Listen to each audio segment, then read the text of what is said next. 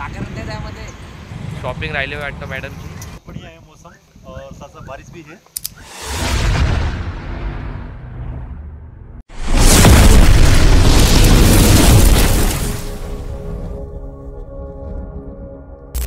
नमस्कार मित्रांनो, आपल्या नवीन ब्लॉगमध्ये तुमचं स्वागत आहे।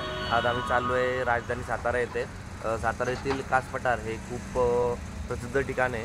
ते कशासाठी, त्याचे वैशिष्ट्य काय आहे ते आपण तिकडे गेल्यावर पाहूच। सगळं काही निघालं, तिथं CNG भरायचं काम चालू आहे। तर भेटूयात पुढच्या रस्त्यामध्ये।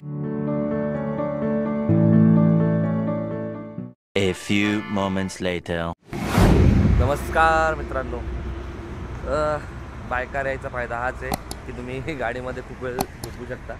बघू शकता आत्ता आपण चिंचवडपासून थोड्या अंतरावर आलो आहे। त्यांचं नाव आहे राजगड प्युअर व्हेज। कमीत कमी सातारा आहे 130 किलोमीटर आणि तिथून पडत कास पठार आहे 25 किलोमीटर, म्हणजे 170 किलोमीटरचा रिटर्न। 17 34 340 किलोमीटर येऊन जाऊन आहे टोटल। आता तिथं CNG भरायला गेले, तर आता आम्ही नाश्ता करू आणि सकाळी लवकर निघालो आहे, त्यामुळे खूप भूक लागली आहे। चला बघूयात नाश्त्याला आता काय मागवत आहे। नाश्ता करायला गेल्यानंतर प्रत्येकाने प्रत्येकाच्या आवडीची डिश ऑर्डर केली।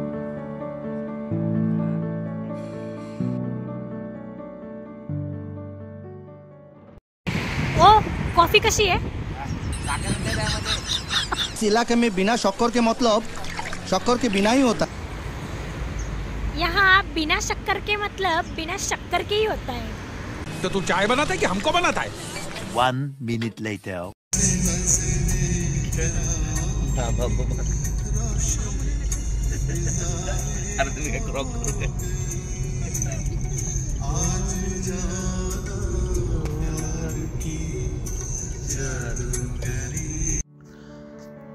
आपण जिथं चाललोय कास पठार, तिथली थोडी माहिती आपण जाणून घेऊयात। कास पठार हे कास पठार फ्लावर व्हॅली म्हणून जगप्रसिद्ध आहे।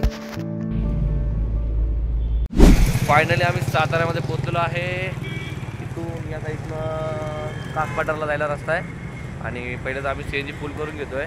रिक्स लेने का ही नहीं है, बिल्कुल रिक्स नहीं लेने का। त्यानंतर आम्ही आमच्या रिलेटिव्हच्या घरी जाणार आहे। तिथून ओमकार सर आहेत, त्यांना पिकअप करून आम्ही नंतर मग कास पठारला जाणार आहे। तुमची काही इच्छा मॅडम? जरा इच्छा सबर करो। मॅडम नाराज आहेत, शॉपिंग राहिले वाटतं मॅडमची। फायनली आम्ही ओमकार सर यांच्याकडे आलेलो आहे। बघू शकता हे त्यांचं घर आहे आणि त्यांना भेटू आम्ही आणि त्यानंतर मग आम्ही पुढच्या कास पठारच्या प्रवासाला जाऊ। हे रोहित सर आहेत। हो रोहित सर, हाय बी करा जरा। यांच्याबरोबर जायचं आपल्याला कास पठाराला। लाईक करा, सबस्क्राईब करा, लाईक करा आणि सबस्क्राईब करा सगळे लोक मित्र। हां, रोहित सरांचा ऐका सगळ्या। कास पठार यामागचा इतिहास बोललो तर यामागे असं समजून येतं की युनेस्कोने 2012 मध्ये सेंट पीटर्सबर्ग रशिया येथे आयोजित जागतिक वारसा समिती दरम्यान कास पठाराची जागतिक नैसर्गिक वारसा स्थळ म्हणून घोषणा केली होती। आत्ता आलो आपण कास पठाराच्या एंट्रन्सला। बघू शकता तुम्ही, या साईडला एक डॅम आहे आणि या साईडला एक डॅम आहे। थोडंसं अजून पुढे आहे, खूप गर्दी आहे आणि घाट पूर्ण घाट आहे। बघू शकता क्लायमेट, बघू शकता इथे एक टेम्पल आहे, थोडंसं गोल्डन कलर दिलेलं आहे। बघता का तुम्ही? जर तुम्ही यांना ओळखत असाल तर चांगली गोष्ट। तो तुम्हें पता नहीं है कौन है। जर तुम्ही सुद्धा कास पठाराला भेट देण्याचे नियोजन करत असाल तर त्याची महत्त्वाची वेळ तुम्हाला माहीत पाहिजे।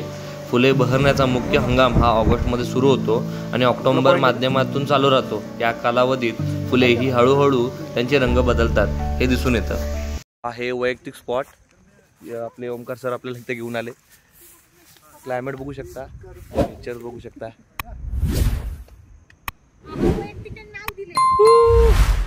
काय वैयक्तिक स्पॉट नाही आहे, मग काय आहे? ठीक आहे, वैयक्तिक आहे, नॉर्मल स्पॉट। फायनली आम्ही कास पठार इथे आलेलो आहे आणि इथलं क्लायमेट बघू शकता। पाऊस पडतोय, गर्दी पण है खूब। सर आपका क्या कहना है इस पे? बहुत बढ़िया है मौसम और साथ साथ बारिश भी है। नज़ारा है ना बहुत ही खूबसूरत है। इस जगह पे हमेशा ऐसे मौसम में आना चाहिए। और हम आ गए। और हम लोग आ गए।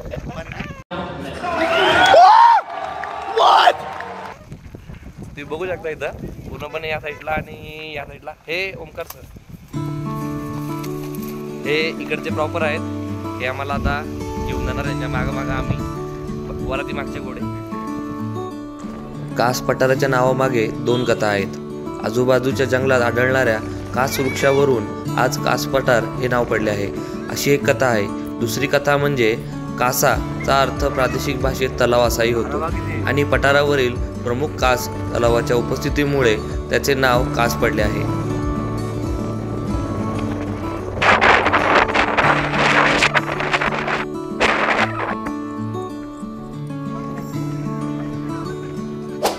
तुम्ही तिकीट काढून जर आतमध्ये गेले तर तुम्हाला असा रूट बघायला भेटेल, त्यानुसार तुम्ही पुढे जाऊ शकता आणि तिथे गेल्यानंतर आजूबाजूला तुम्हाला प्रत्येक प्रकारची फुले पाहायला भेटतील।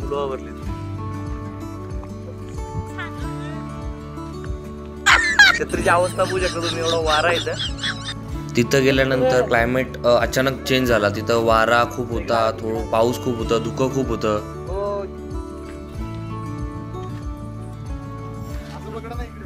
अरे 2 सेकंदाचं काम आहे, बसली करत जा, चालत चल पुढे। इसकी गारंटी मैं नहीं दे सकता। आगे निकलते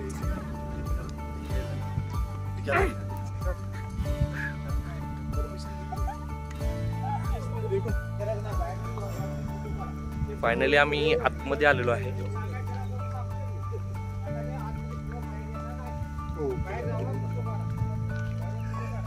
फुलावर पाय दिला सक्त नाहीये, चुकून फुलावर पाय गेला तर प्रॉब्लेम होईल।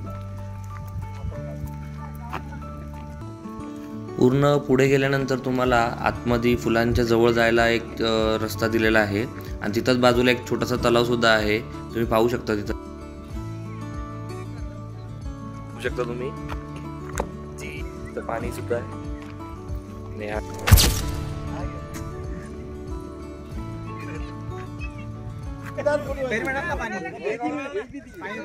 प्रत्येक जण त्या निसर्गाचा खूप आस्वाद घेत होते, फोटोशूट करत होते, व्हिडिओ शूट करत। मी विचार केला का आम्ही का मागे राहावं, मग आम्ही पण गेलो लगेच।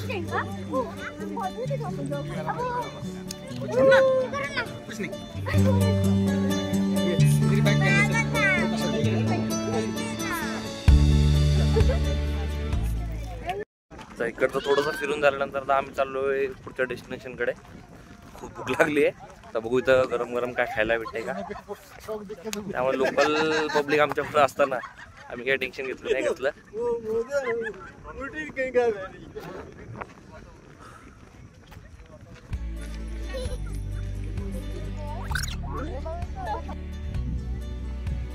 आलेल्या समाचारानुसार ओमकार सर बोलत आहेत इथं खूप मोठी मोठी गवे असतात।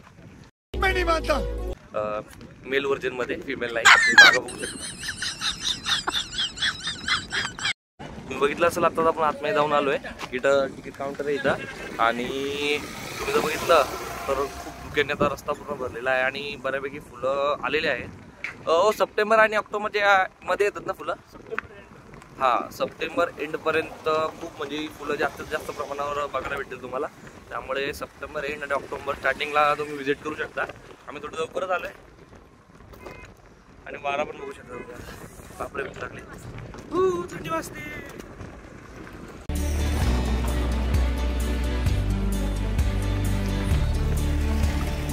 धुक्याचं प्रमाण वाढलेलं आहे।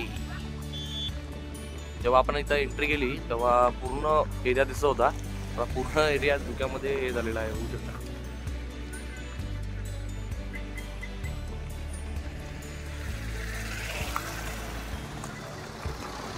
आणि जेवढं जास्त धुकं तेवढं जास्त प्रमाणावर एरिया खूप छान आणि क्लायमेट खूप सुंदर असं दिसत आहे।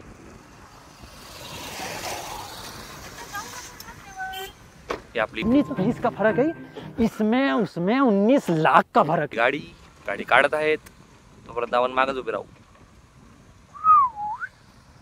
जसं टाइम निघत चाललाय तसं धुकं खूप जास्त प्रमाणावर वाढत चाललंय। म्हणजे रस्त्यासमोरची गाडी ही पहिले क्लिअर दिसत होती, आता थोडी भुरकट दिसत आहे।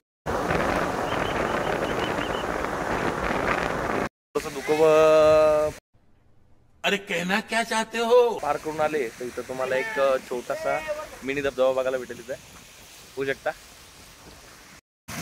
हा आहे तो छोटासा धबधबा. निसर्गाच्या सानिध्यात निघालेलो आहे. आपली गाडी मागोमागे येत आहे. धुकं पडलेला आहे. थोडासा पाऊस सुद्धा येत आहे. या निसर्गाचा आनंद घेताना आम्ही सगळेजण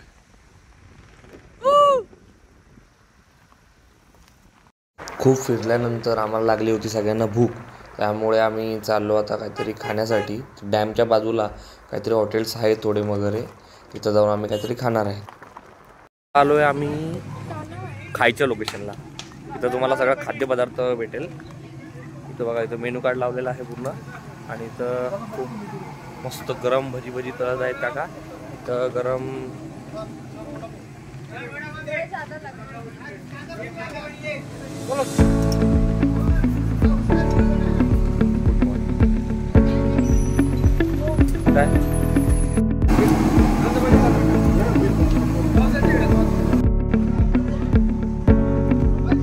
आणि इथून जर तुम्ही जो व्ह्यू बघितला तर वडापाव बापरे, डॅम भरलेला आहे पाण्याने पूर्ण.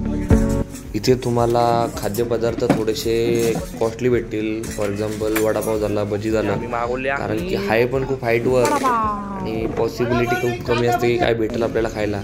पण ठीक आहे. तिथून निघालो आम्ही पुढच्या डेस्टिनेशनकडे. तिथे एक जवळच कास डॅम म्हणून आहे, तिथे आम्ही चाललेलो आहे आता. याच रोडने आलो तेव्हा काहीच प्लेन होतं बघा एकदम. आणि आता बघा तिथून पुढे आल्यानंतर तुम्हाला एक बोर्ड दिसेल, त्यावर लिहिलेलं आहे की ॲड्रेस कुठे आहे आणि काय कसं जायचं. नमस्कार, आता आलं आपण कास धरणाकडे बांबोली गावामध्ये. ज्या रोडने आपण गेलेलो तिथं येताना आपल्याला एक डायव्हर्जन भेटेल. तिथून आले तुम्ही सरळ तुम्हाला हा डॅम बघायला भेटेल. बापरे, तुम्ही बघू शकता, डॅम बघू शकता.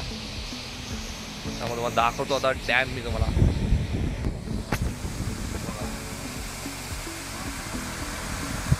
डॅमचं पाणी येत आहे, हा प्रेशर.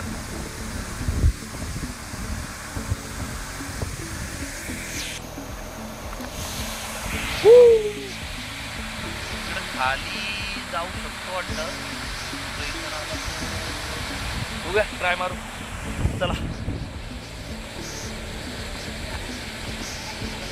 हा, तिकडून जायला रस्ता दिलाय तेव्हा सगळ्या ठिकाणी येत आहे. बापरे, दोन खाली उतरायला जागा दिलेली आहे. बघू शकता तुम्ही, प्रेशर वाढलाय. हो, प्रेशर वाढला काय पाण्याचा.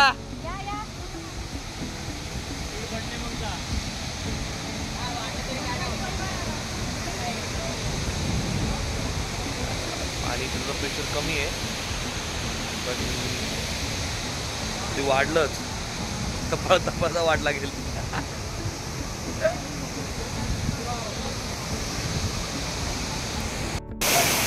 थोडं जवळ आलेलो आहे.